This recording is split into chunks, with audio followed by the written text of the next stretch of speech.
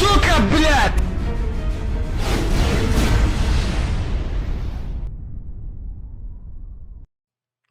Today's been an educational day. Not only did I realise that this area here was actually called Russia, I've also realised that DualGap is in fact a real place. Located here. How do I know this? Well, it's on Google, and that makes it true. Now this is the strategic reserve and supply area of vodka for the entire Russian Federation. If the supply of this vodka to the Russian Federation was to be interrupted or removed in any way, none of the Slavs would be able to drink, and this would make most of Russia very sad. So today we're going to indulge ourselves in a little bit of Russian culture.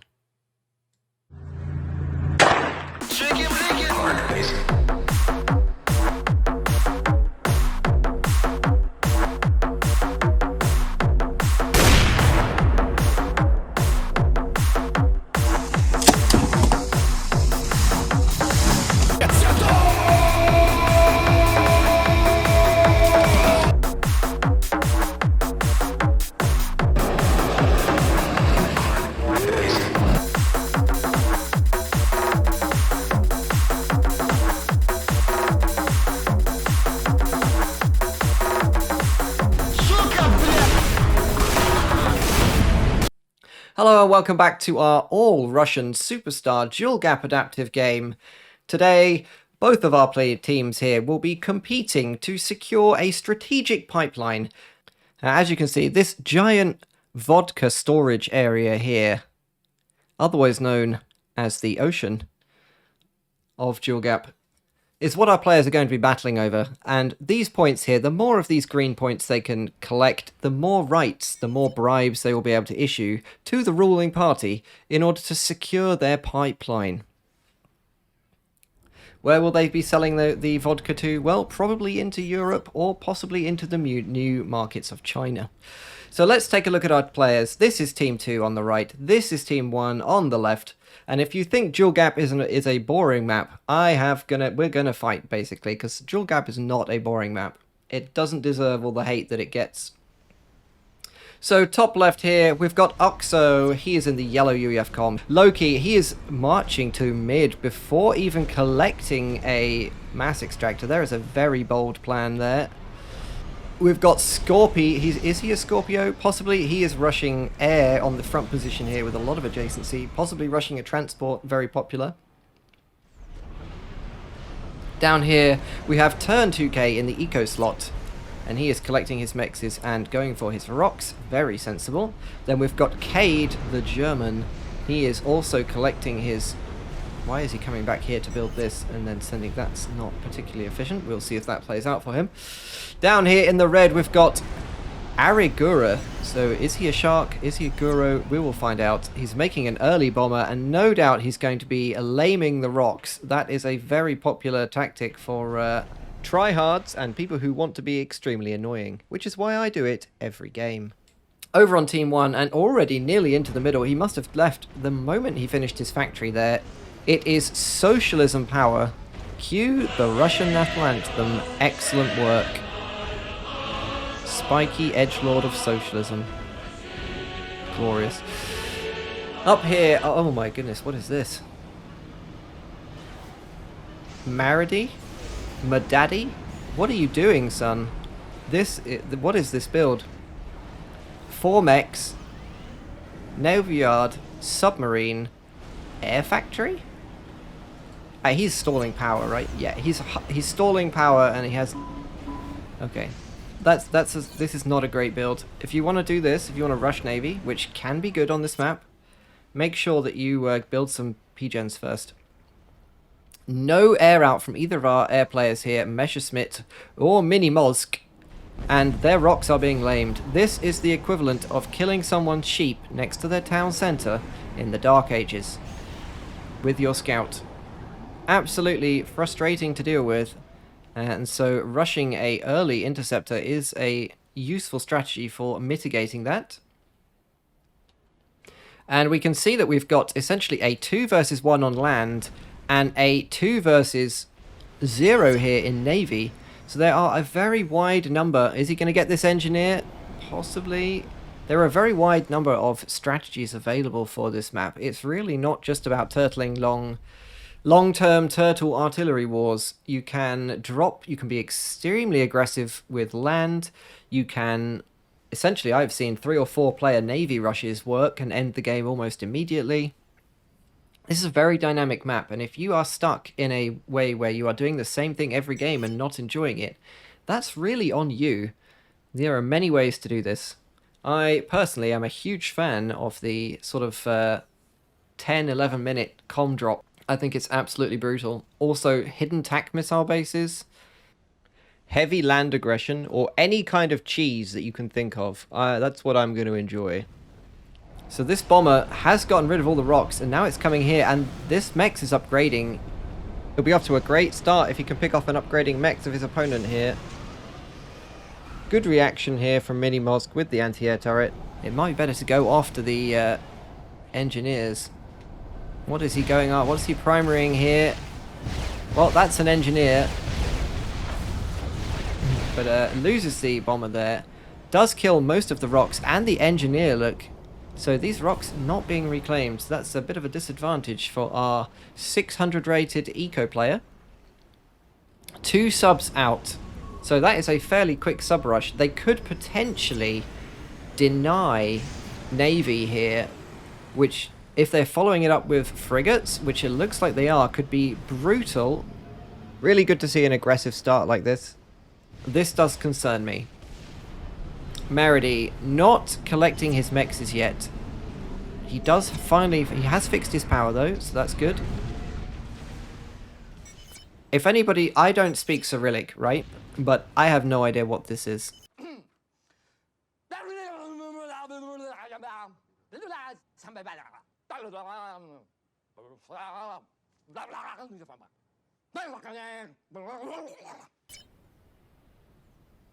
You might have to let me know what the hell is going on in the chat. Another bomber out here for our Scorpio player. Where is he going? Well, getting rid of... there's so much anti-air. This is a good counter. So, a lot of players use their... They rush, if they're going mid, they like to rush a transport and drop all their engineers in mid.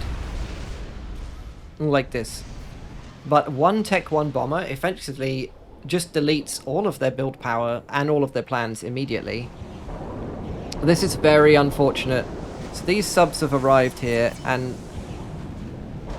unfortunately they're just going to run straight into a torp launcher and achieve absolutely nothing. It would have been far better to go in here. Did they know this torp launcher existed? That's the question. Well, no, they just discovered it the moment they moved in.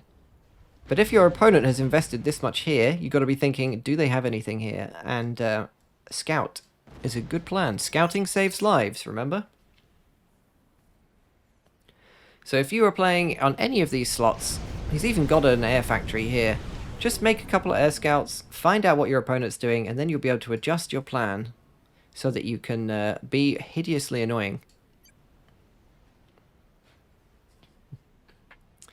So nobody has been able to secure this the middle rights here for the pipeline. Hard to tell which is the terrible capitalist company going to do this. And they're both cybran, so it's hard to tell which are the evil capitalists and which is the glorious state-owned Gazprom gas-powered pipeline here. Difficult to tell.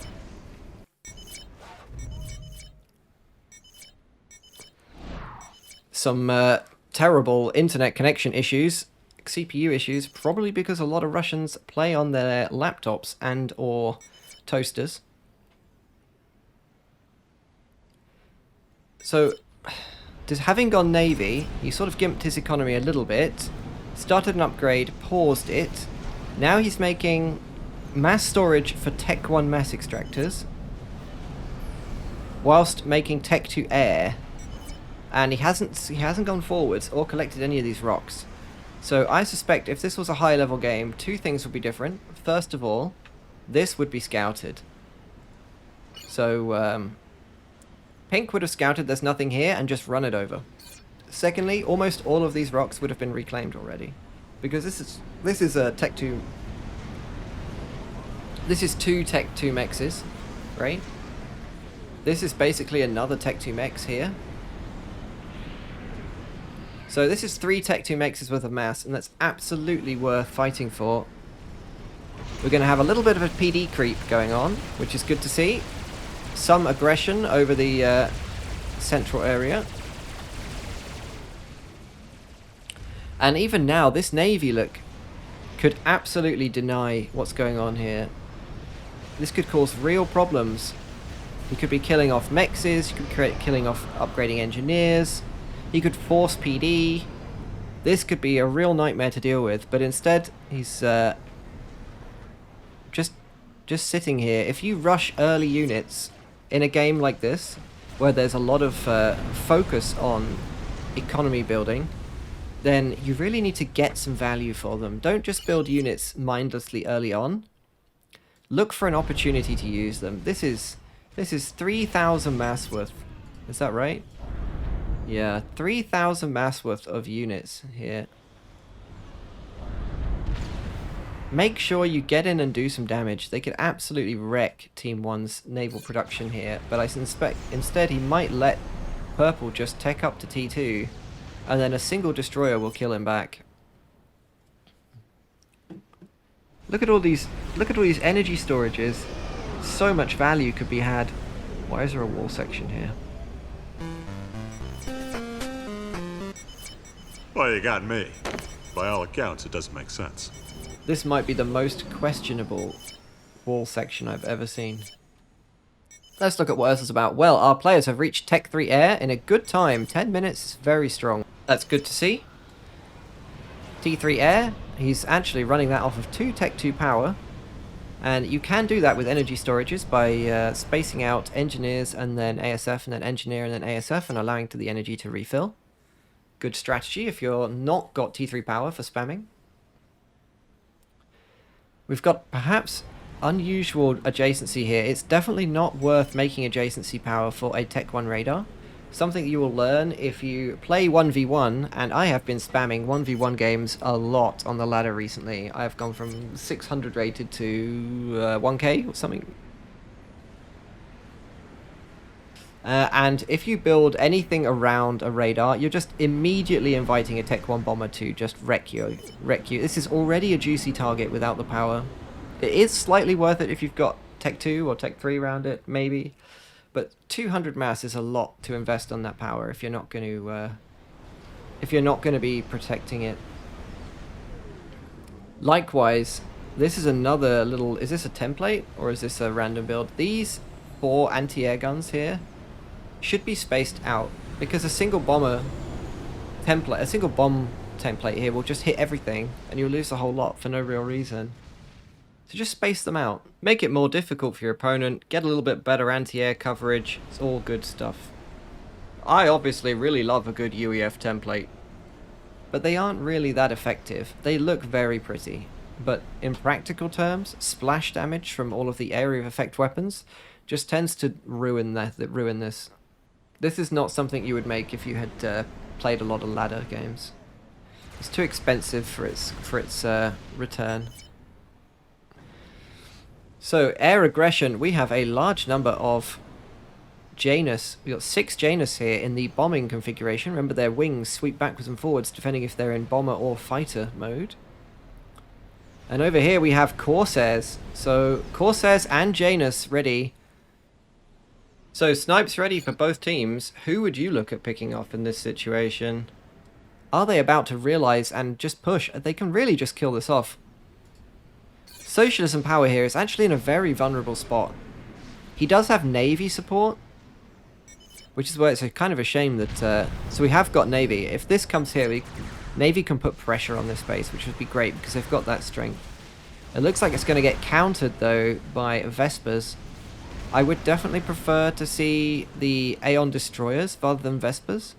But at this point, Vespers are fine. Not when the torp launchers start coming, though. Vespers will be very, very underpowered.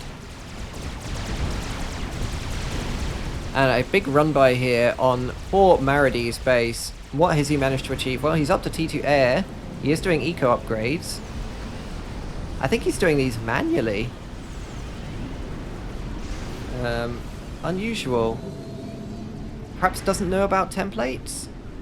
He's building a land factory with adjacency to the mechs, and then a T2 power at the side of it. Okay. He is working on his economy. He's probably a bit of a new player there.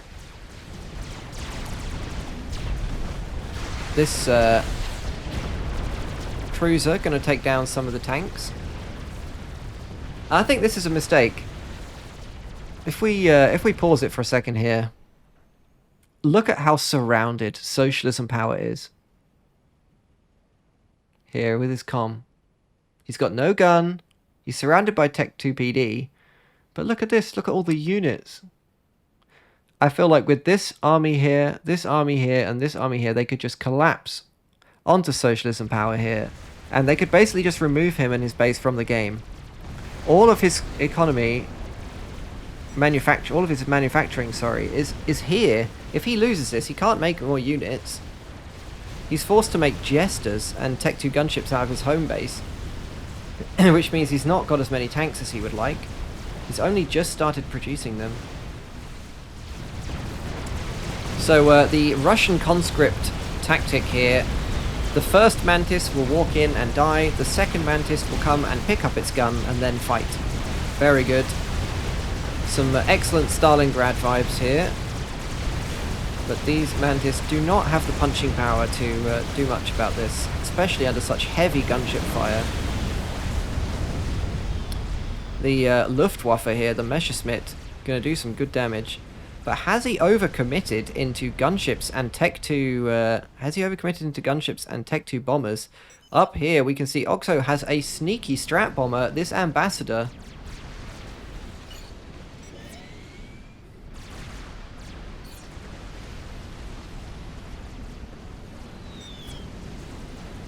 Drops that bomb. What is he going to get? Well, that's 2 mexes for free right there.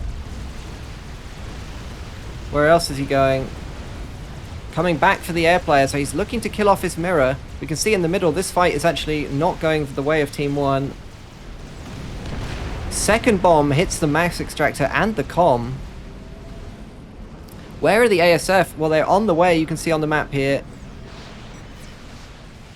Is it going to get a third bomb? Yes, it is. Takes out a T3 mechs. I feel at this point, rather than going for the T3 mechs, it might have been better to just kill these off. A bomb here, and a bomb here. Or maybe even just kill this. These kennels are very mass inefficient. If you're looking to build... Agra seems to be incredibly scared by something. Not really sure what that's about. But we've got mercies being built up. So as if the laming with the first bomber wasn't bad enough, we have the suicide missiles here. The Allahu Akbar of the Aeon Illuminate. And what can they get done with these? Well, if they had moved in with the units and then mercied over the top, I really think they could have crushed this. There is flak.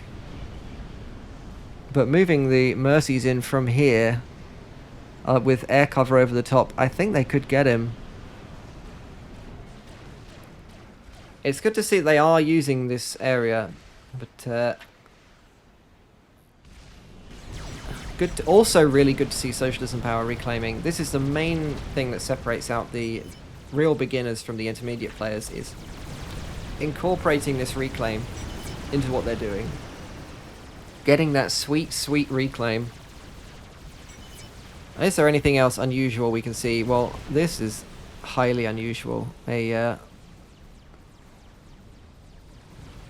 cloning vats here of Tech 1 PD, I'm not sure what that's doing. I don't see that being particularly valuable here.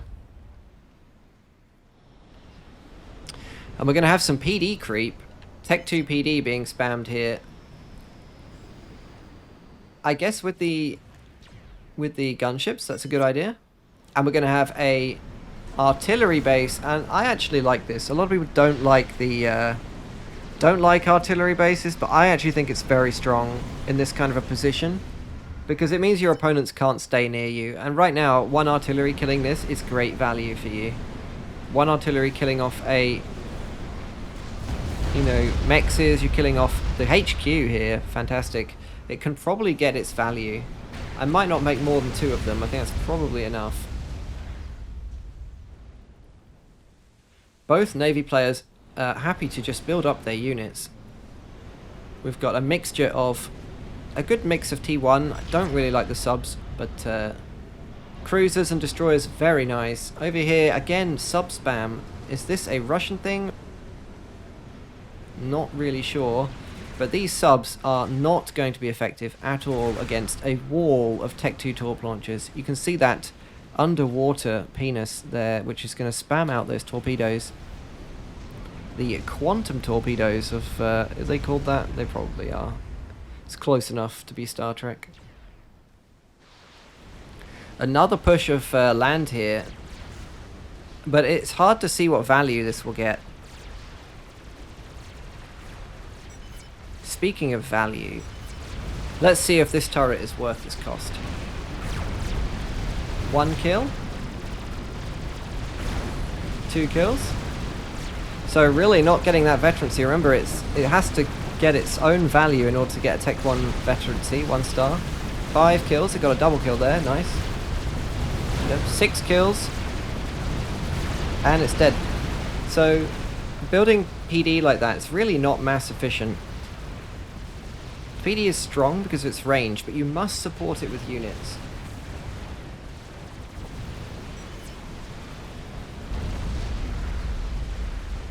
Big TAC missile battery firing a shot in here. Does plink off some of these shields, but there's actually plenty more missiles to fire. So if you watch this, Loki, and you are trying to do this, you need to select your missile launchers. And then you need to you need to click on the fire button several times to launch multiple volleys, because otherwise the shields will just repair themselves.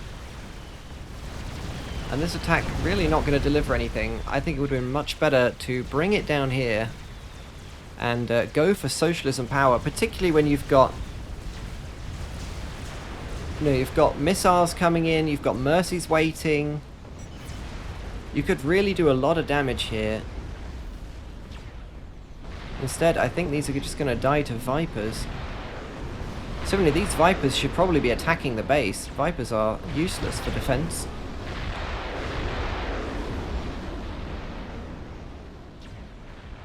They really do remind me of the V3 rocket launchers from Red Alert.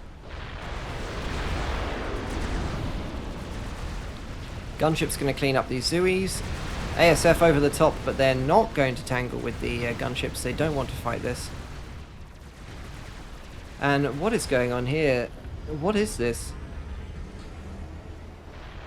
Tech 2 mass fabs surrounded by Tech 1 power. So there's a small adjacency bonus here. I'm not sure why this one is paused. But I mean, why are you building this? You have so much money right now.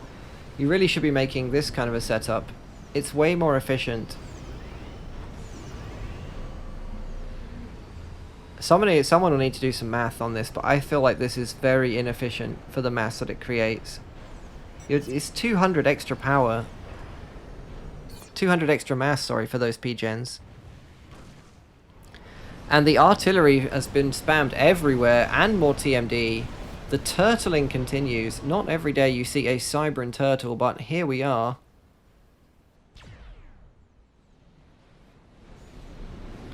And those artillery are going to start to do real damage. Let's check out the range. That's not an artillery. What am I doing? Well, they're only down here. So they can probably fire here and take the shields down, but they're not going to do any more than that. But he is queuing them up further, and they are going to be able to deal with the TAC launcher. Again, no scouting at all of anything that's going on up here. I really recommend, if you are a new player and you get to this sort of stage in the game, remember we are at 22 minutes. Given the time here, nukes could already be landing. Like experimentals start coming in at 17 minutes. We're talking about nukes landing by 17, 18 minutes, like if they're not really rushed. So, At this point in the game, if you don't have scouting information, just build yourself a Tech 1... he's even got one here. This is T2, this is T3. He's got T3 at the front? What's going on? Airlifting Tech 3 engineers. That's quite big brain. You know what I'd love to see? The vision tower. But I don't think he's got the power for it. He hasn't got the E for a vision tower. He's got too many shields to be able to afford that off of one T3 P-Gen. Yeah, vision tower would be very, very strong. Love to see that. But if you haven't got vision, just build yourself a Tech 1 air factory and make some scouts. Scouting saves lives. Just making sure that I incorporate a Tech 1 air factory and some scouts and interceptors really helped me, so I definitely recommend other players try that as well.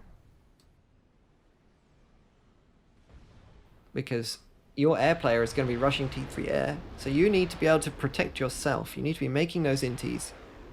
You need to be looking for opportunities to do damage with a Tech 1 bomber. Tech 1 bomber in here. One bomb here. Another bomb here. Massive amount of payoff. Yeah, boy. Same here. There's what, like 3 Tech 1 bombers would kill all of this in one bomb, right? 3 or 4 maybe. Well worth it. So huge army of subs, and then we've got dual tech. So we've got the Unholy Alliance mode from Command & Conquer. We've got the UEF jamming frigates that make all those fake radar signatures, which would be a part of the game if Team 2 had any sonar or radar coverage at all, which they don't. But if they did, this would be working. Currently, he's paying -5 energy on each of these for absolutely nothing. So Team 2 with the counter intelligence, KGB tactics, really good work there, not making that sonar.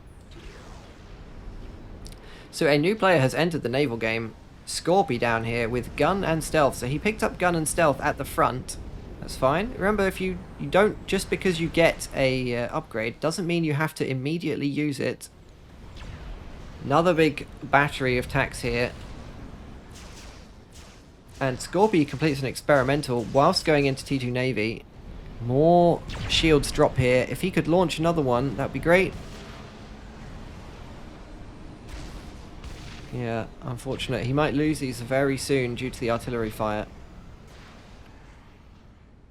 No real use of the Janus yet, other than for defense. And a crab enters the field. Now, this is a big Russian crab. So one of those, you know, big giant sea crabs. And he is going out into the world here. Not opting to go into the sea. Obviously, crabs they don't do great in vodka. So understandable why he would avoid that.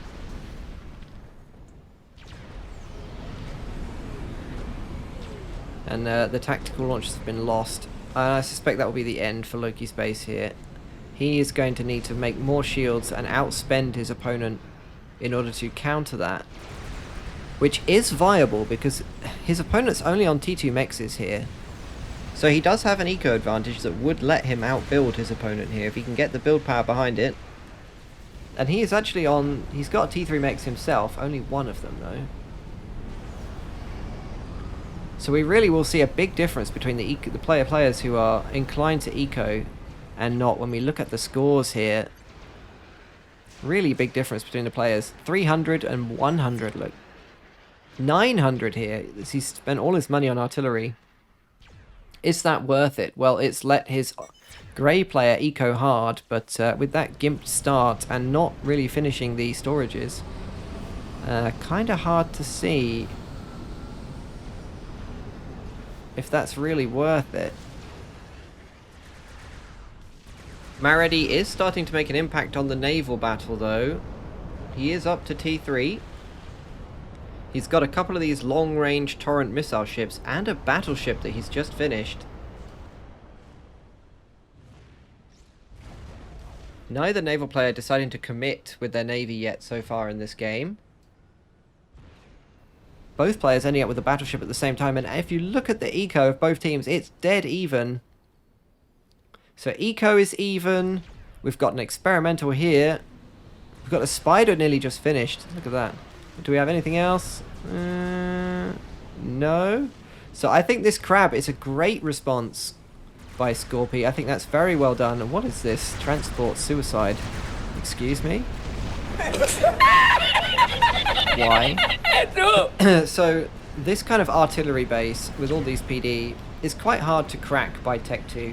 The easiest way to deal with it is just to run it over with Tech 3 siege units, or make a big experimental and kill it off with that. And in this case, the crab is an excellent solution.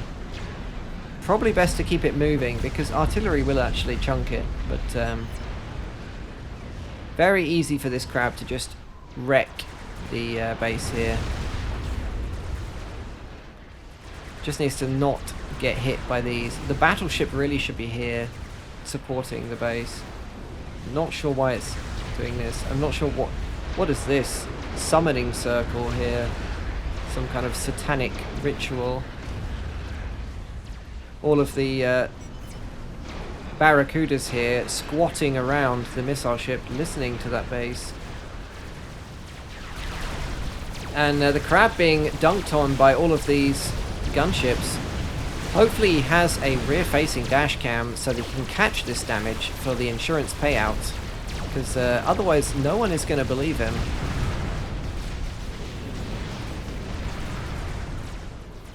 Jesters. Why are you making jesters at 28 minutes? And nuke under construction. So this is the plan. Socialism Power making a nuke off of Tech 2 mexes with Tech 2 mass fabs. Oh my.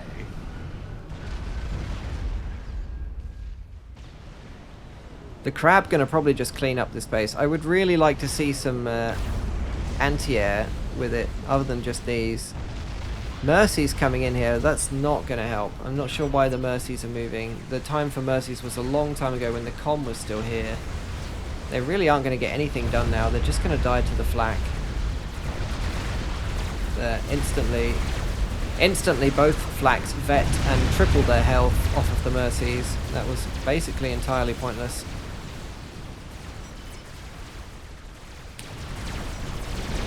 So many gunships here.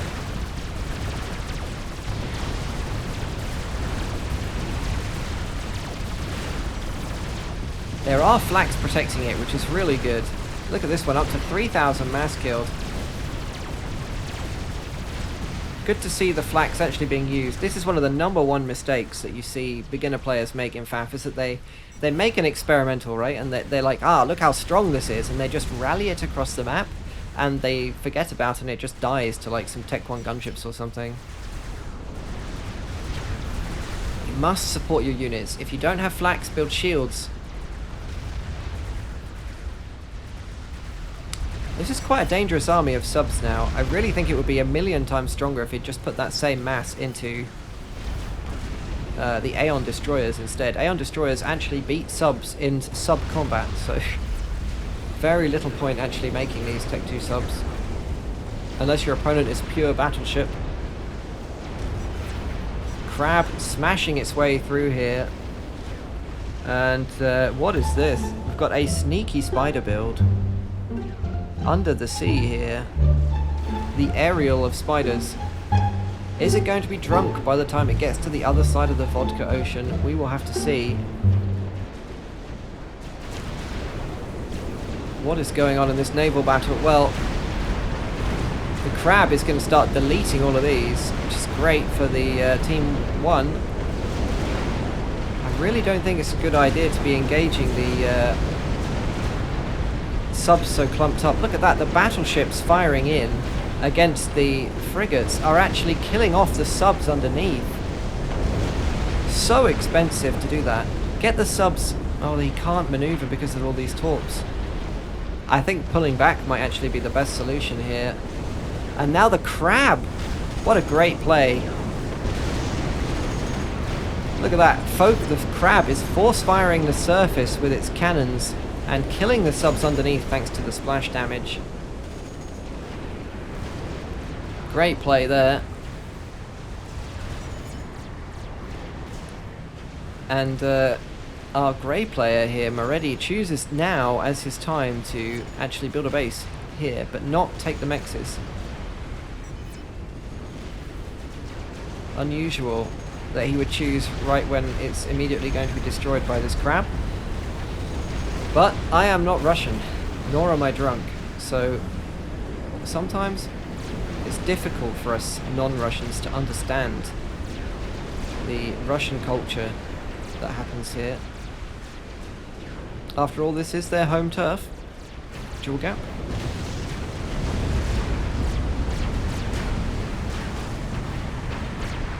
The Aeon TMD, they're protecting it, the battleship from the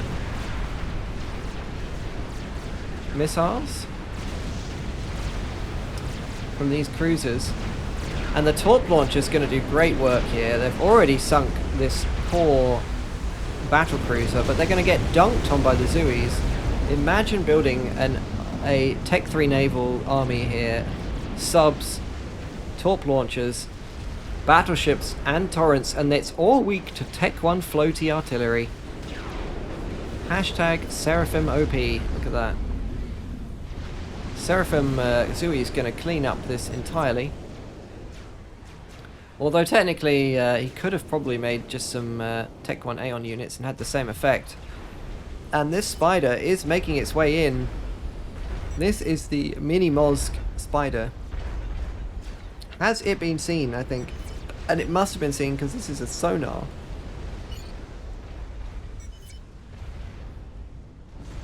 Yeah, they can see it. They saw it when it came past this. So there are strats coming in. There are gunships coming in. How much work will it get done? Well, there are... What's going on here? That's not a useful ping, but there's a lot of anti-air coming in to protect it. So Minimoz is attempting to protect his spider. Ravagers being spammed up. Will he be able to protect the spider from the Ravagers? I think he might be able to do a lot of damage. Remember, these Ravagers are very expensive. Huge airfight over the top to protect the spider.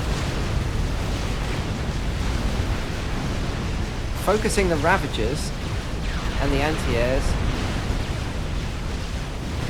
Why is he going after this? What is that? Was that a big artillery barrage? It was. What an absolute Chad battleship. It just puts its guns back normal and walks away.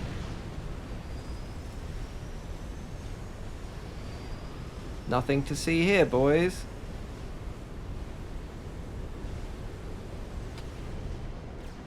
So that spider not able to do damage there.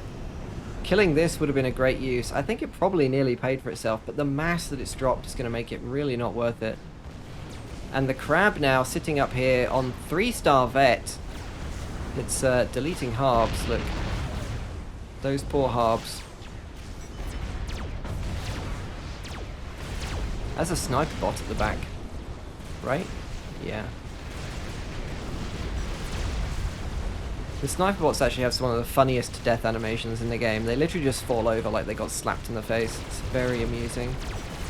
Huge banks of artillery. Again, this looks like it's Socialism Power's favourite strategy is just to make artillery.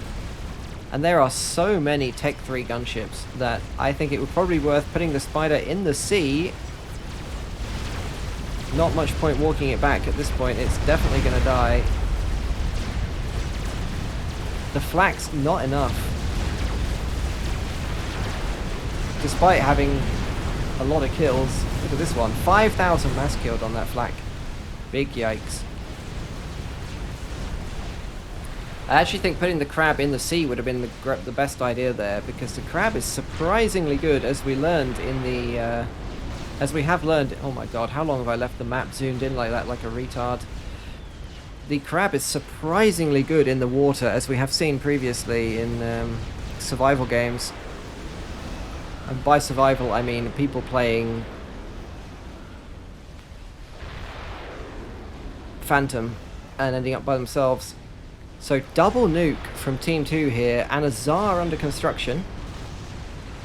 What have we got to counter it? Well, We've got anti-nukes being rushed. We've got a Mavor half constructed at 35 minutes. That's quite slow, I would say. Especially for all this eco spam. 500 eco is pretty good for a 700 rated player. But you can rush a Mavor in sort of 28, 29 minutes with a little bit of team coordination on this map. And the battleship's now getting ruined by broadswords. Now when this happens to you, you need to make a choice when you start getting your navy wrecked like this. Do you try to get the damage and kill the anti-nuke? Which right now I think is probably a good choice, because if we put the... we can land a nuke here if we killed this, right? This is the current anti-nuke setup for Team 2. So if one of these was to be gone, we could definitely land a nuke here.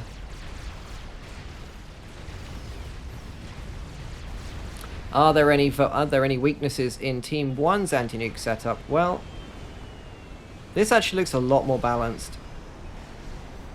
Yeah, I really don't think there's many. This is a lot stronger setup there. So Loki going ARAS is on full T3 mexes. We've got a lot of eco spam here from turn 2k. I really think he's doing well. This is very questionable. I'm not really sure about this, but he's doing great otherwise. He's got these fab farms. He's making boys. He started the Mavor, really taking the initiative. That's good to see, to be honest. Sometimes in these lower rated games, you might not make the best decision, but as long as you make a decision and you have a plan, it's going to be better off.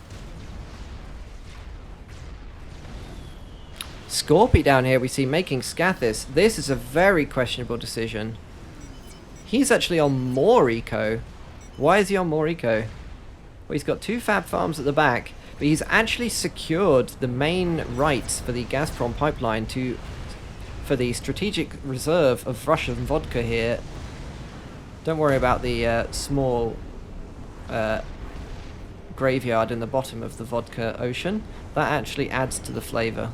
That's not a problem. That gives it that slight blue tint. That's not a problem at all.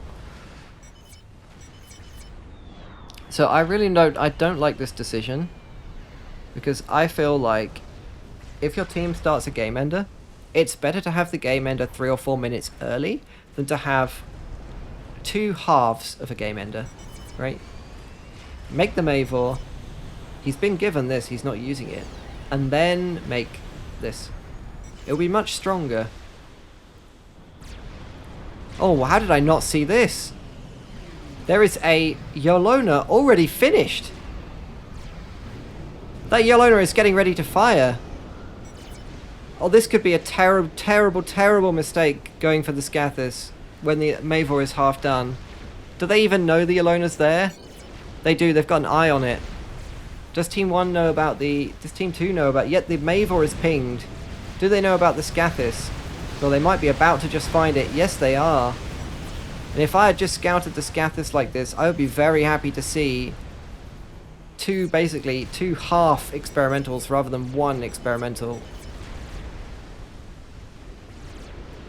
So a Tsar finished here. So Marady is he's making all the experimentals. I feel like he hasn't got really any kind of cohesive plan. He's just making experimentals.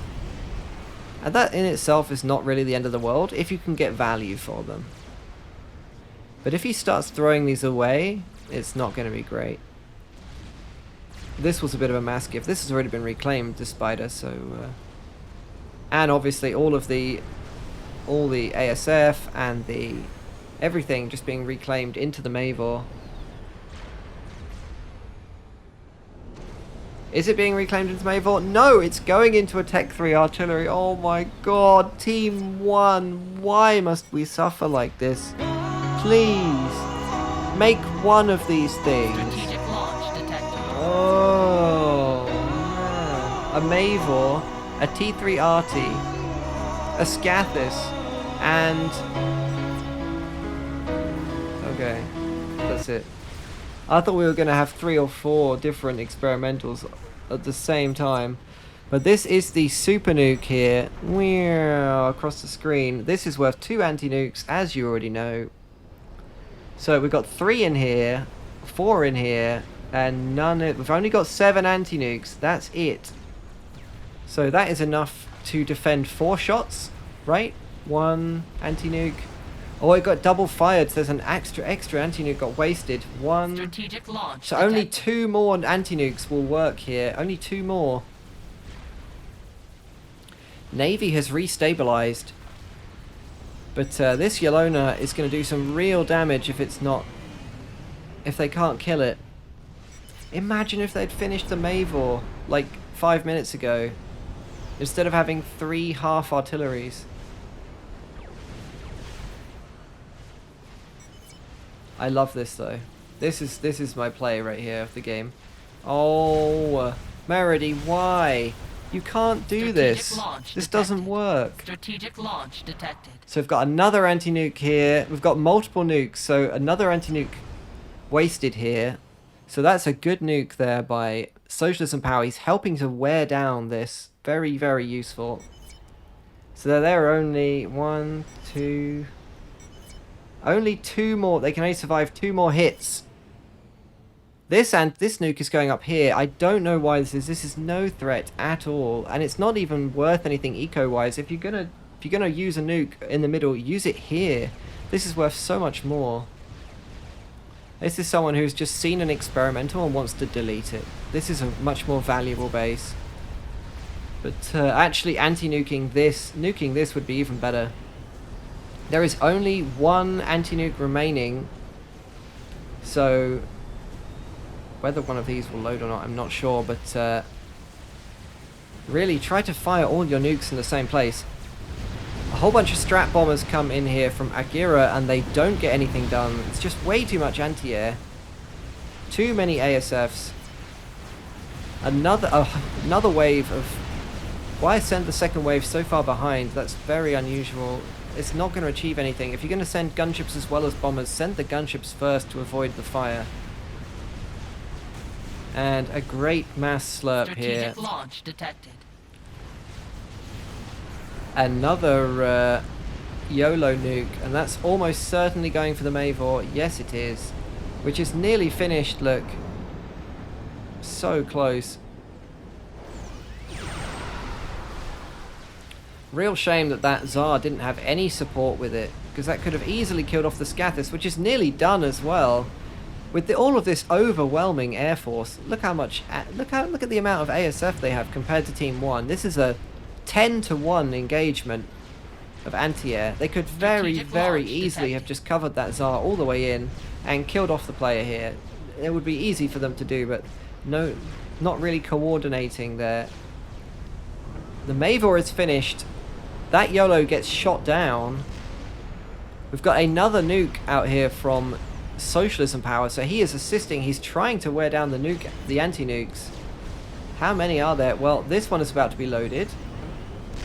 There's so many anti-nukes planned. This one is loaded. So there's one here, possibly one. So there's 2 more now. So if this nuke gets shot down, right now, if a super nuke comes in, it will kill the Mavor. Big group of Cougars in the middle here, looking to prey on young men and/or torque bombers. These new torque bombers here, they are quite young, and that is what the Cougars prefer to shoot, straight out of the factory.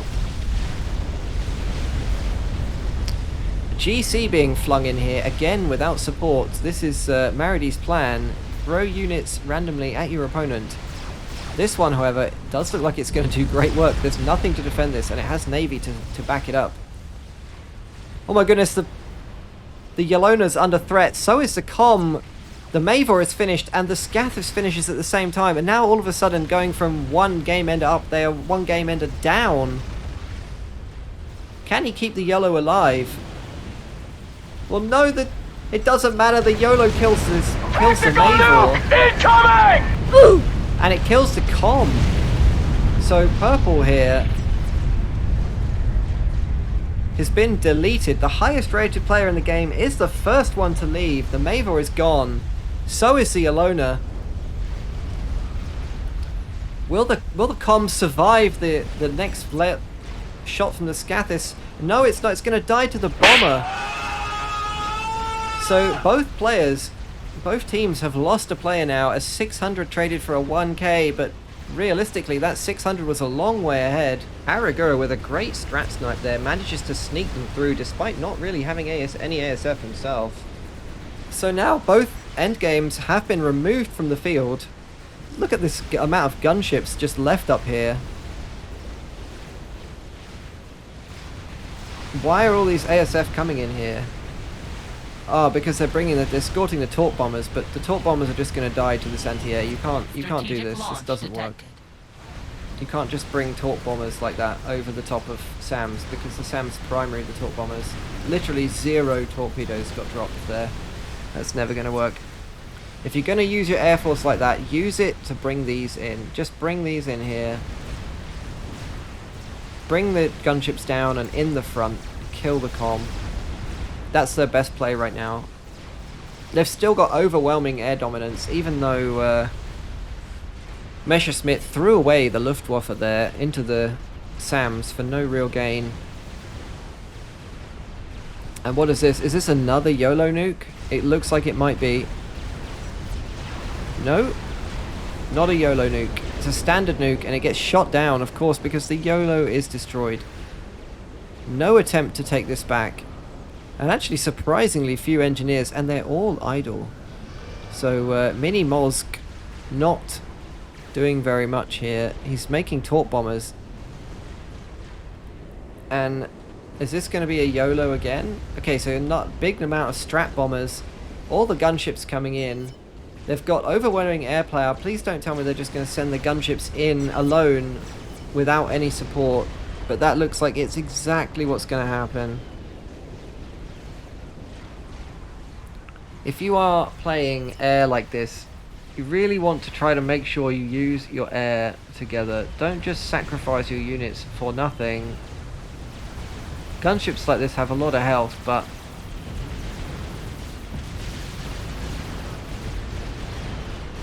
even the heavy armor on the... I fucking hate that button so much. Are they going to get the anti-nuke? I don't think it even matters if they get the anti-nuke. They're going for the Scathis, but they've taken the longest route possible to get there through all of the anti-air for no reason at all. Why are we still here? Just to suffer? And why are you leaving your units up here? This is just mad.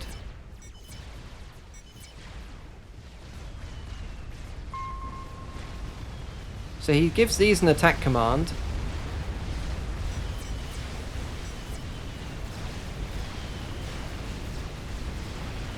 But none of the strats are going to make it.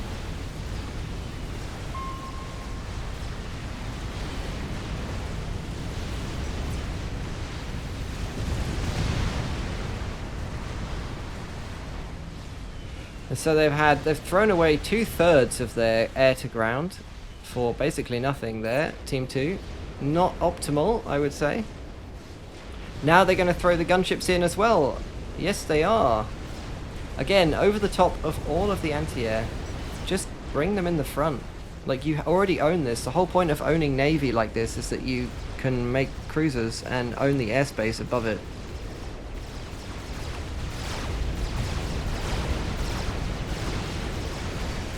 Really unfortunate that none of the... oh, they did finally get it. That's fine. And the ASF left over the base here, they don't have any orders. They're just... oh, what are they doing? Gunships coming in the front. We've also got a GC making its way in the back here. Very sneaky. It's another Marady special where he just makes a unit and throws it forwards. And this, very ineffective. Now, if they had attacked with all of their stuff at once instead of feeding the units in one at a time, that could have worked. Alternatively, they could have just left their units and they could have used their ASF to protect their navy. But they've lost everything there. Lost the ASF, lost all the bombers, lost 2 sets of gunships. That's unusually sad. And the response from Team 2 here is that 2 players are going to start teleporter. So socialism power here. Where is his comm? He is going for a tele-snipe by the looks of things. Well, he's actually going now. That is not... I mean, he's actually got a lot of eco. He's actually the top eco player on the team. So I'm not sure why he's doing this. But he is going for Scorpy with the Scathis. He does have the Scathis. That does seem like it's worth it. If he can kill this, his team does have a chance. So here we go.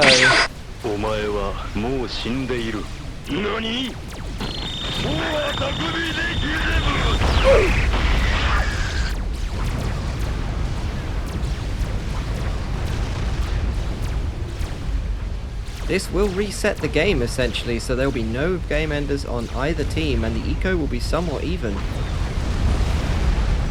So one player down, Scorpy gets crushed. He's a 900 rated, so he's the highest remaining player on Team 1. The Tech 3 artillery goes down as well, and he's going to start teleporting out. I actually think he could just straight up kill Loki here if he wanted to, pretty easily. All these engineers are just derping.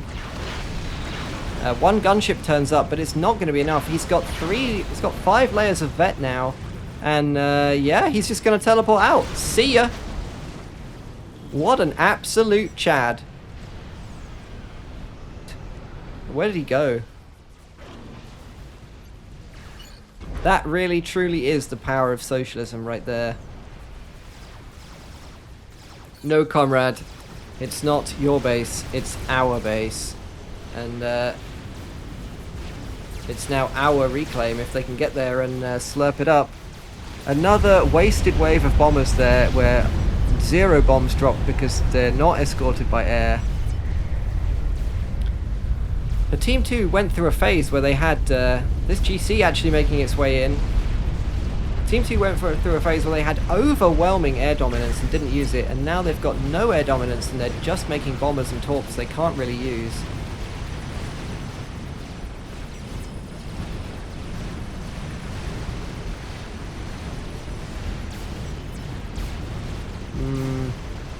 Where are the comms? That's what you really want to focus with a unit like this, or at least stay out of the range of all these Ravagers. I feel like this isn't going to get much value here. I say that, it's already got 53,000 mass kills somehow. That's probably the one that was here earlier. Look at all this mass. A small 1 million mass on the map. Launch detected. Why? And again, another Team 2 special. We've got a huge wave of torp bombers coming in here. They haven't scouted, so there's really no reason for them to be here. There are no comms in the water. They've got no visual of any comms. They're just hoping that they'll see them. And they've got no air to escort it with them. And there's really nothing worth killing. If they got this just before it upgraded, that would be nice, but it definitely isn't worth all that many torps. And all these torps here on a move command, there are no comms in the water. Looks like a defensive nuke here. So that's quite a nice move by Socialism Power. He picks up a chicken there by nuking it. His comm is just chilling here. I assume he's going to go for another teleport, but sometimes I think, you know, the fear of the teleport is just as worth as actually doing it. Like, all the players really should be doing nothing but spamming PD around their comms right now. Team 1 think that PD is for the weak, though. They haven't really built any this game, and they're not going to start now. Purple is the main threat. If they can kill turn 2K's comm, the game's over. He's in the water, so he did go into the water now. And in the base here, tellying here would be good. It's out of the range of the Ravagers if they can get that. Ravager range? Yeah, he could telly here and kill him. That's absolutely doable. Especially if he has gun. This is kind of sad. A ever munching maw of ASF just crunching down on these torp bombers forever. And the telly did happen. Socialism Power went in. He did go after this comm at the top. He takes out another full eco player. But I feel like he's way stronger than the target he's gone for. This is a poor decision. He's going to lose his whole base, look. This is actually 2 bases, right? Yeah, that's absolutely not worth it at all. I don't know if he just wanted to rush B, no matter what was going on. But that's really not worth it. He had a much better eco than his opponent there. And more units, and he had a nuke. Questionable decision to jump in there. Maybe he just wanted to assert his dominance. The battleship fire actually slowly chewing through the restorers and the torque bombers. Please stop rallying these in. Why are you doing this? Are you not paying attention to what your base is doing at all? They ask you how you are, you just have to say that you're fine when you're not really fine, but you just can't get into it because they would never understand. I mean, how many torque bombers have been sacrificed here? Turn all of these off, take them, tell them to make engineers. You're overflowing 150 mass, make nothing but engineers, rebuild the air grid.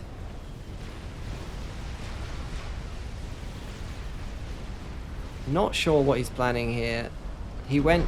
He's just thinking about making telemazer, that's all he's doing.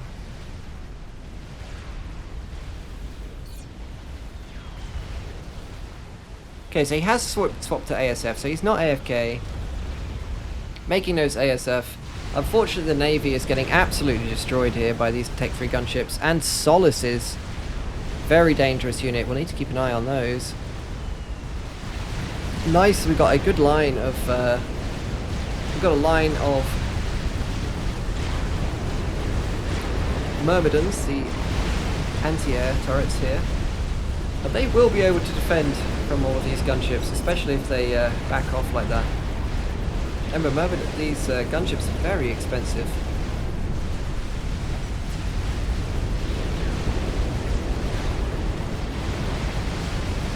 If you're in this position, kill off the engineers first, okay? Put all of your stuff on engineer priority.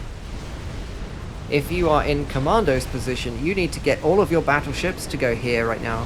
Just send your battleships here as fast as you can so that these battleships don't shoot the engineers. Just block the shots.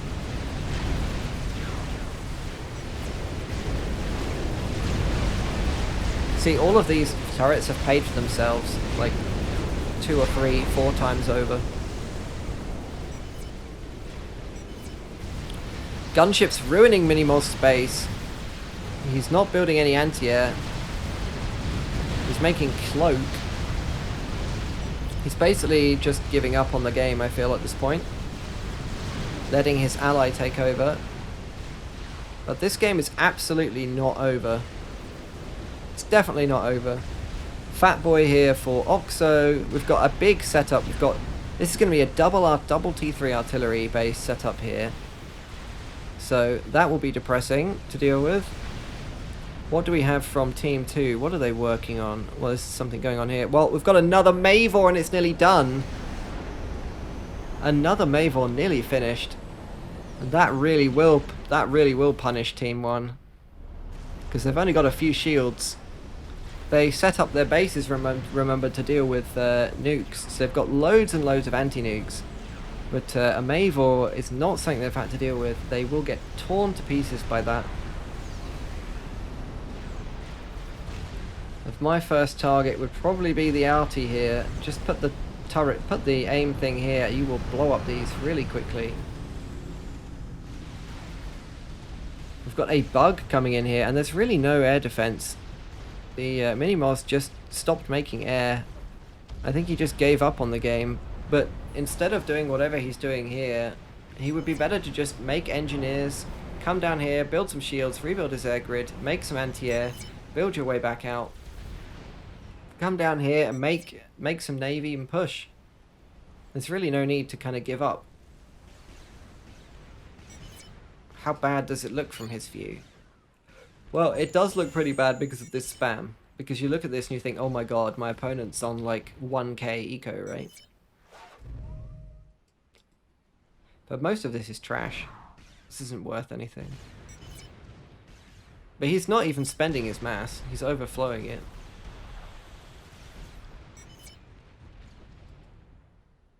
In fact, they're all going to overflow. None of them are spending their mass on this team. Overflowing 50, overflowing 300, overflowing... Well, he's going to overflow 500 in a minute, but he is spending it. The Minimoz does seem to have sadly given up at the moment, but his hives are still assisting his allies, so he is still spending his mass, technically.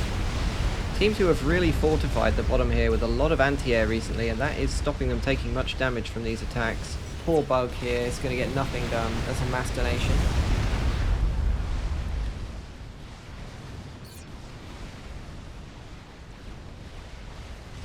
Don't give up, Team 2. You can do this. I believe in you. There are still loads of things you can try here.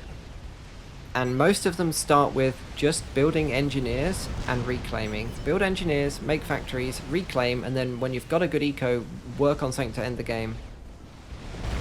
So this Mavor is now up, and Oxo he could die with the next shot, to be honest.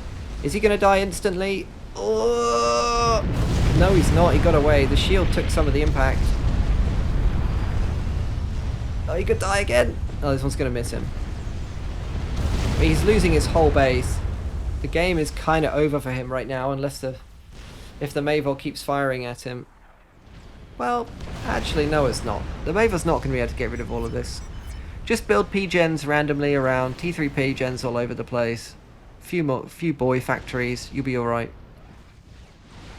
Just delay, buy your allies time to use their artilleries is what he should do.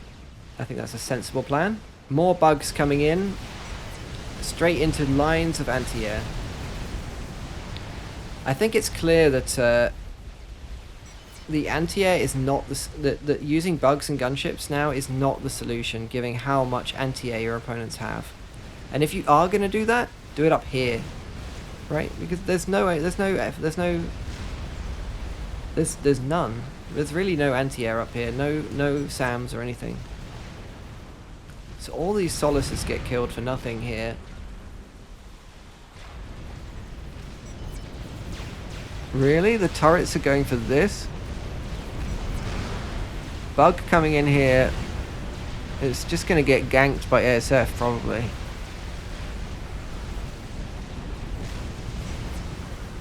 The T3 artillery is starting to make an impact on Commando Cyborg's base.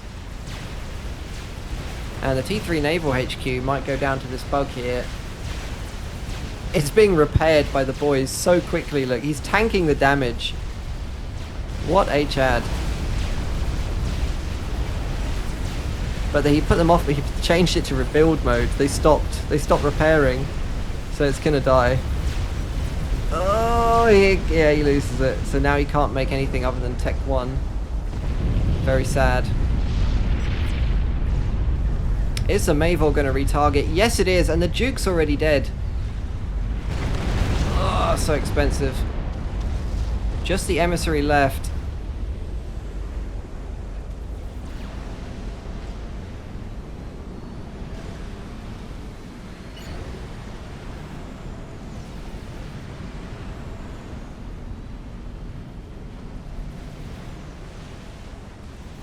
Oof. So do they know about it? Yeah, they do. They've got it pinged. Look, and it is in range. Believe it or not, it is in range. But they didn't fire earlier. Perhaps they only noticed when they lost the Duke. It's retargeting. That's what this is doing. Yeah, it's retargeting. Well, you're not going to get to fire, buddy.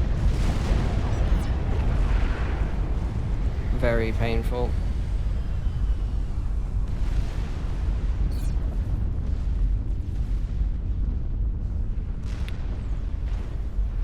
What is going on here? Minimoz having kind of given up. In fact, he's given up so much on his base that he has handed it over to Messerschmitt, who is... Well, he's working on air, which is sensible, I think, He needs kind of air controllers. He'll just lose the Mavor to strat bombers. And he is going on a walk. Now, where is he going, you might think, on this vodka-fueled purple walk? Well, we don't know. But he's going on the long walk here. He's going all the way across Russia.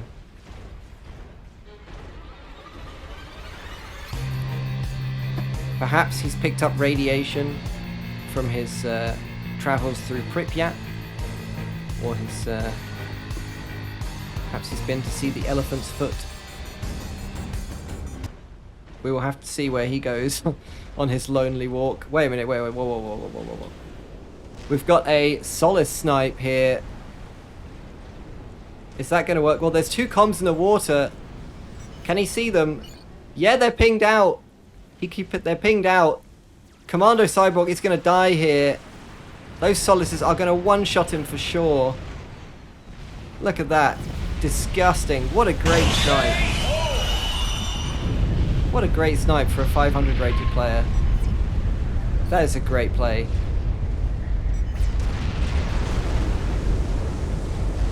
All the way around the side there. Picks off the Navy player, and all the battleships here that were being so annoying to deal with are now gone. And that means that Maradi is going to have to take that on.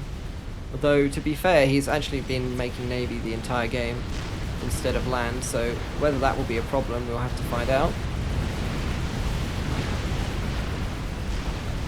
A lot of gunships brought in here on the Mayville, but it's just not really enough. The shielding here is quite dense. They might have been able to bring them under the shield with a Shift G, but that would have opened them. It would have really exposed them to. I mean, this is terrible again. I'm not sure why Messerschmitt keeps doing this. They ask you how you are, you just have to say that you're fine when you're not really fine, but you just can't get into it because they would never understand. Just like rallying random bombers across the map. Like, your opponent probably has Omni at this point. Like, they can see everything. They don't actually have Omni. Which is pretty good news for Minimog's Cloak Com. And there's another GC coming. Maradi and Messerschmitt, kings of just rallying experimentals and bombers across the map here. But this time they've actually lost all the gunships. All the gunships are away, look. And there's no battleships here either. The Mavor is currently raining down on the naval yard production. And this GC really would be best if it stayed away, either killed these and then stayed away, or tried to get away from the Ravagers as quickly as possible. Get away from them.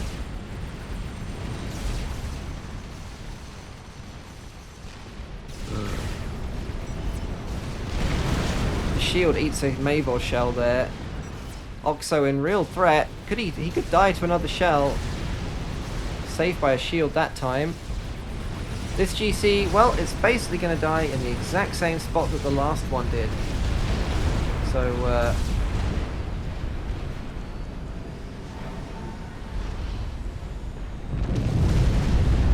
he does manage to kill some P-Gens, but that's a huge Mastination again, really for no gain. I can see the attraction of sending an experimental in here, but it's really not the gotcha that you kind of think it is at the start, you know? And Team 1 continuing to produce these Vespers. I really don't know why they think that's going to work.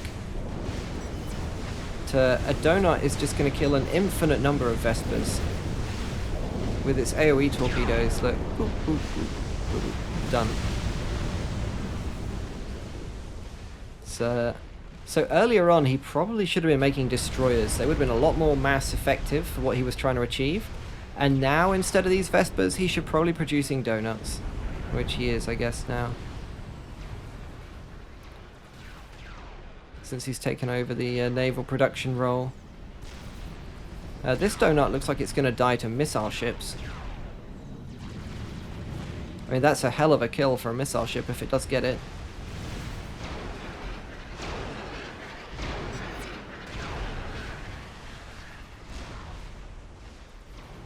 Where's the Mavor going? Well, the Mavor still hasn't been dealt with. It's actually still up. And there's no teleport available. Possibly the Aeon. Aeon can tele some comms. The tele GC is always available, remember? What is his plan? Well, the plan is Mavor number 2. I have to say I'm not keen on that plan. You're already kind of maxing out what a Mavor can do for you. Really. And targeting wise, you want to get rid of these grids, get rid of this eco, and then probably focus on some nuke on the nuke defenses. But that's about as much as a Mavor is going to do. You really can't focus on microing it to kill everything. I think probably instead of this Mavor, it would be better if that mass was spent on, let's say, 4 or 5 Novaxes, which is probably a bit of a controversial decision. But the Novaxes are going to be good at dealing with Navy. They're going to give you Omni, and they're much better at killing this kind of like decentralized stuff off. You can just give an attack command and they'll go and kill everything, just like that.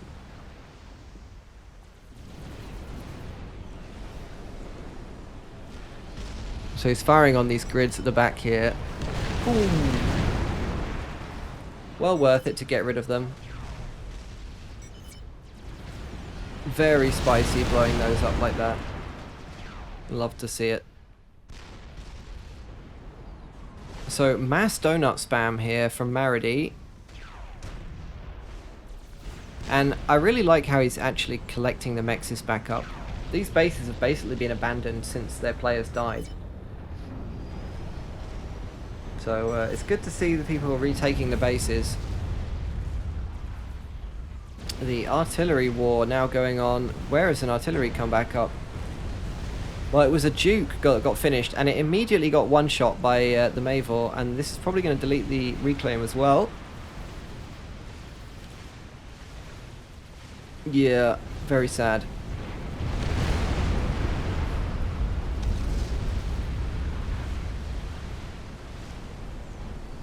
Now, if this is happening to you with the Mavor, what you really want to try and do is buy time for your allies to do something about it, because you're not going to be able to kill the Mavor whilst you're being killed by it, right? So try to spread out onto the map if you can. How about make some T3P gens here? Put some of your eco out here, or on here, or on here. Just spread it out. Make it difficult for the Mavor to do damage to you. A Mavor loves a target like this. Just spread your stuff out, make it hard and difficult for them to kill you off. Buy time for your allies to do something. Something like that excellent Solace snipe we saw. That would basically work again, by the way. The Solace snipe would definitely work again.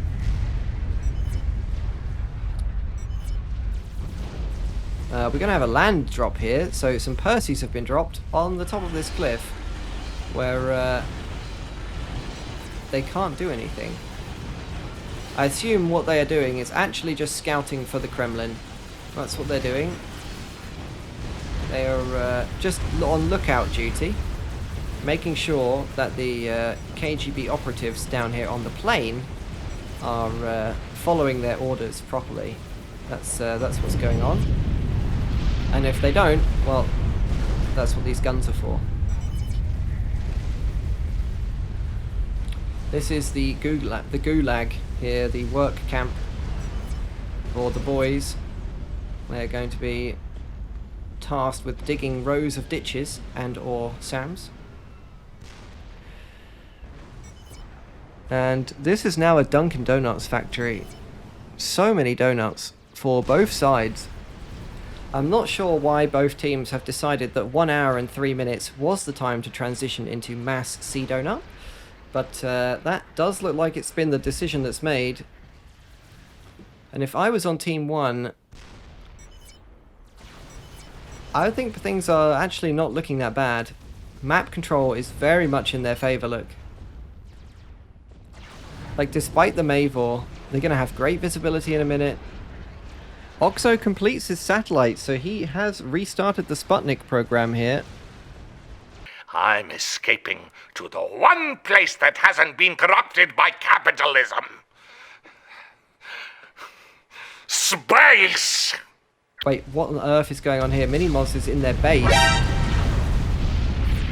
He's on a visit here to the cathedral. So he's decided to visit Salisbury Cathedral. And he's spreading what looks like a very lovely beam of Novichok behind him. Look at that, all those particles disappearing into the atmosphere. Why is he here doing this? Well, we will never know, because the Russian government will deny that he was ever here. And thanks to his cloak and the plausible deniability around his team, we may never know. What he probably should do at this point is actually put his weapon on hold fire, so that he'll just disappear. Because he actually is only being seen due to the weapon firing. If he turned that off, just put hold fire on so the weapon is disabled, they wouldn't be able to see him.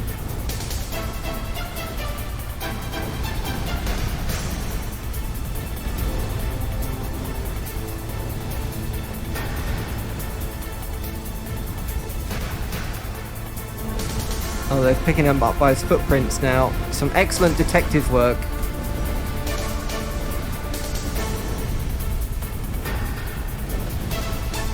Will he be able to escape here? It doesn't look like it. There really is just too many capitalist forces. Look at that.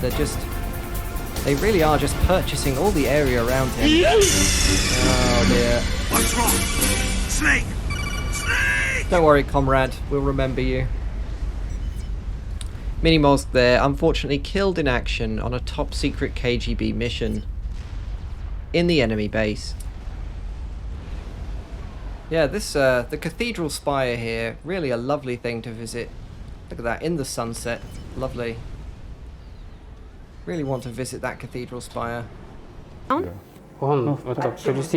Yes. There's the famous Salisbury Cathedral, famous not only in Europe, but in the whole world. So where are we in our game? Well, the game was reset a little while ago after all the endgame weapons were disabled. It was really reset to kind of the same eco, and it was reset to basically no endgames. But Messerschmitt has worked up at the back, and he's got a second Mavor now, which he is firing down south. We've had one, yes. What about second breakfast? And there's really no way you can contend with double Mavor like that by building standoff weapons. It's just never going to work. So the only thing that Team 1 can really do is be decentralized. The best thing they can do is move out, put boys everywhere, build stuff all over the place. Collect these mexes, collect this, build your power up here. Just be horrific to deal with. And try not to throw away all your units like this, right? There's no need to throw away your gunships here. The same way there's no need for Messerschmitt to throw away his ASF like this. This is not a good trade for him. So one of the reasons that these big patrol routes that beginner players do to deny scouting is actually really bad, is that you can simply drag the planes out of the patrol route into a terrible combat by just going near them and pulling away. This way, if you watch the high-rated players go, they really don't use those big patrol routes. They tend to keep their planes moving. But that obviously takes a lot of APM. And unless you're a Korean barcode, you may struggle to do that. Donuts getting dunked here. 2 donuts versus 3 donuts, with 3 more donuts behind. Boop. These battleships are going to be devastating, and the eco is 2-1 now.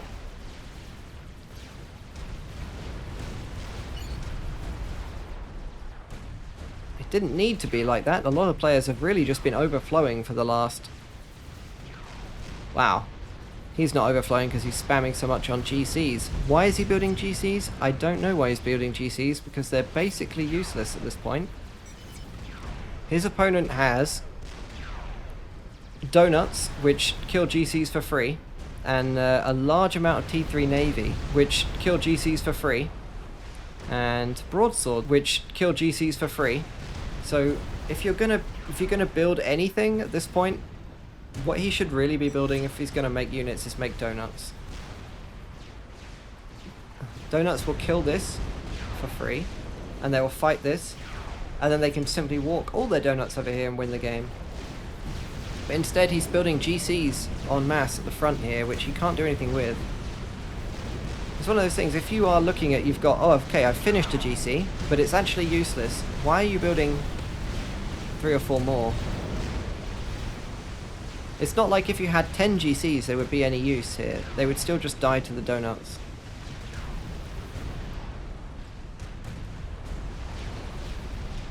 I think that shielding up his base... I mean, at this point the game is still very much winnable, I think. But they need to do some tech switch immediately. Meredy needs to make donuts, and he needs to use them carefully here. The GCs he does have, he can probably use against the Navy when the time comes. But he needs to make donuts, and they need to use the donuts to defend the Mavors. For now. I think that would still work. Messerschmitt needs to be very careful not to fight air before he has to. Because this is an attack which is building. We're going to have 4 Tsars, we're going to have 5, 6, I don't know how many Tsars they're going to wait for. But eventually, Team 1 is going to go for their Tsars and they're going to try and dunk the Tsars on the Mavors. Messerschmitt needs to hold off with his ASF engagement until the things come in range of his anti-air. He can help that by building his anti-air out. So if he was to start putting T3 anti-air here, like this will be the best move for him. Just start building anti-air here, away from the range of the, unfortunately, summits with the huge range, but just start building them out as much as you can to buy yourself that time, and that's when you want to go in. And that's not helpful for Team 2. That may be game there. He's just decided to control K because he feels the game is hopeless. Now, if you feel the game is hopeless and you're up 2 Mavors to 0 artillery, you might need to reconsider your playstyle and what you're doing. Because this game was absolutely winnable, I still think. Maybe you can fight me in the comments for it, but instead of wasting all that money on units that weren't going to achieve anything, think about what your opponent has. Think about what you can use against it. What would be effective against it. Oh no, he's going to lose air before the engagement. Oh. Is he controlling them? No. This is the problem with big patrol routes like this. He's going to lose all his ASF to the donuts for nothing. He's not even going to notice it's happened. He really does not want to fight air right now. There's no need for him to fight air. He can just sit back, wait for the enemy to come. He's lost 2/3 of his ASF there for nothing. And he's still losing more because they're still being dragged off the patrol route. Yeah, it's a really good way to counter people who patrol their units like this, is to just pull a few off at a time by baiting them out of the patrol path and then killing them. It's really easy to have your ASF on patrol, look at your base, and then come back and they're all gone. And your opponent has all of his ASF still, and all his donuts, and all his bombers, and you're going to get dunked on. Luckily, for some reason, you build a wall of flak. And it's going to rain Tech 1 bombers from the sky. Oh my god, look at them bounce off the shield. Oh boy. That's incredible. He built a wall of flak. Nice. That's absolutely perfect. So despite throwing away all of his ASF, he still defends that with almost no losses. The Tsar here... Well, the Tsar is vetted, nearly, right? No, it's still not. But it's got a shield, it's going to regen. If only he hadn't thrown his ASF away, I still think he could win, because Turn 2K isn't paying attention at all. He's not doing anything with his ASF, he's just making his own little world down here with Percy's. The battleships are the problem. If they had won that air engagement, earlier, and then killed these, and then donut here. The donuts could kill all the battleships for free. But I think it might be a little bit too late. Let's, we need to go for a dramatic finish. Hold on. It's Independence Day today. For the USSR, the glorious red czars here are going to crush the capitalist base. Or are they? Excuse me, the Mavor is here. You seem to have overshot it slightly. And where is this donut going? Okay, they didn't get either of the Mavors. Wait, that's not what's supposed to happen. Okay, the battleships are going to kill the Mavor. It's still going to be GG. That was nearly a very questionable end there.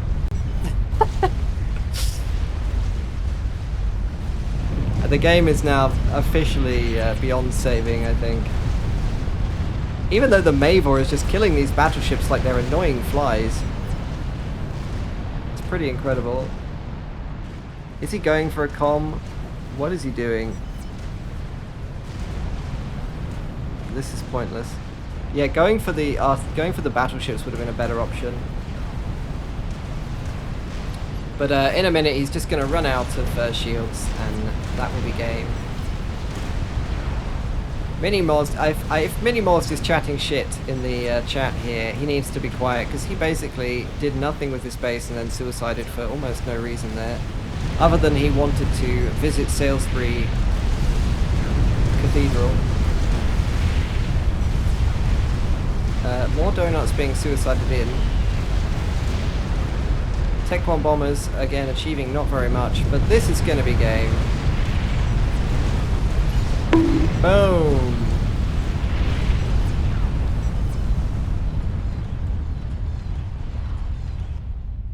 And that is a 3-0 win for Team 1 for the glory of Mother Russia there. So, who was the Chad today? Let's have a look. Socialism Power played quite strong on the front. He had terrible eco at the start because he was left alone. Arigua, well, he's got 3 kills there, and I think the best play in that game was his Solace snipe, to be quite honest, so I'd quite like to give it to him. Messerschmitt stuck to the end, he played well, but maybe the second Mavor, not a great choice. Perhaps something else would have been more effective. Meredy, probably the Derp award for your opening build there, I'm afraid. A little bit questionable to leave all of your mexes unbuilt and start making navy, especially if you're not going to scout or use that navy. Just think about what you're trying to achieve. If you're rushing units at the start and taking away from your eco, you need to get some return on that investment. Turn 2K had excellent eco. Jira rushed the YOLO and was very effective with it. He did manage to kill the Mavor, and if he had been helped by his teammates by launching nukes instead of the nukes going in random directions to kill things in a greedy way, then he would have actually killed the Mavor before it got the YOLO, and the game would have had a very different ending. So that game was very close all the way through. There's quite a lot of points where the game was in one team's favour, and then it went back the other way, and then it was very even in eco, even at sort of the 40-50 minute mark. But Turn 2K, with that unusual template build there, he had the strongest eco. He kept scaling his eco all the way up to the end of the game, and I think really that's what swung it. So Turn 2K, excellent play, just solid macro. Even though the micro decisions weren't fantastic, the macro carried the game there. Just being able to make 50 battleships and put them in your opponent's face wins the game. So well done everyone. I hope you enjoyed this Russia special. And I will leave you with Discount Keyboard Cat.